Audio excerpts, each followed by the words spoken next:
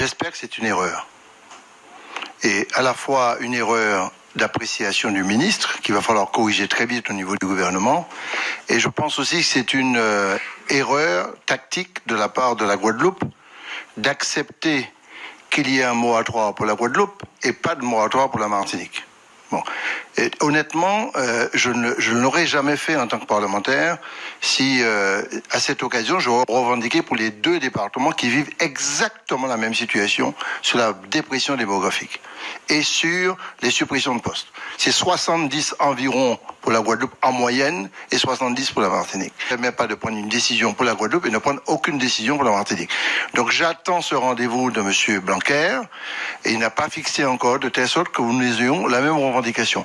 Et je souhaite que la délégation, en plus de la décision qui sera prise de mettre en place une commission d'information, prenne aussi une position en demandant à M. le ministre Blanquer de bien vouloir recevoir une délégation de parlementaires, c'est-à-dire sénateurs et députés de tous bords, face à cette crise que nous avons. La grève est repartie en Martinique, là, pour votre information. La grève est repartie en Martinique, simplement parce que ce qui a été obtenu par la Guadeloupe, les syndicats qui ont été reçus ont été shootés, n'ont pas eu de réponse. Et comme les parlementaires n'ont jamais été reçus, malgré les différents courriers, eh bien, on a une grève qui est repartie localement. Je souhaite vraiment que ce soit rajouté la demande que je viens de formuler. C'est l'occasion de vous dire, chers collègues, maintenant, n'hésitez pas à faire appel à moi avant de demander des rendez-vous au ministère. Pourquoi ?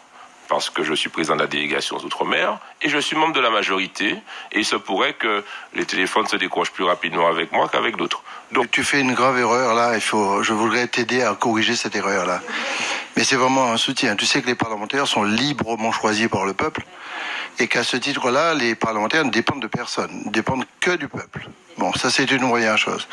La deuxième chose, j'ai vu que une vidéo te concernant qui circule que disant tu es le seul patron, le premier patron guadeloupéen de tous les parlementaires d'outre-mer. Je n'ai pas de patron.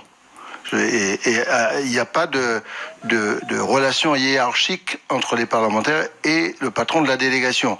Donc, avec tout le respect qu'on se doit mutuellement, nous pouvons appeler la délégation en soutien, mais il faut absolument que les ministres considèrent que lorsqu'un parlementaire, surtout un groupe de parlementaires, librement, quel que soit leur bord politique, parce que à la limite je pourrais dire que j'ai un patron, une patronne, c'est Valérie Rabault dans le groupe socialiste, et que comme je suis président du Parti progressiste martiniquais, parti authentiquement local et autonomiste, le seul patron de moi-même, c'est l'esprit de Césaire et moi-même. Bon, il n'y a pas d'autre patron.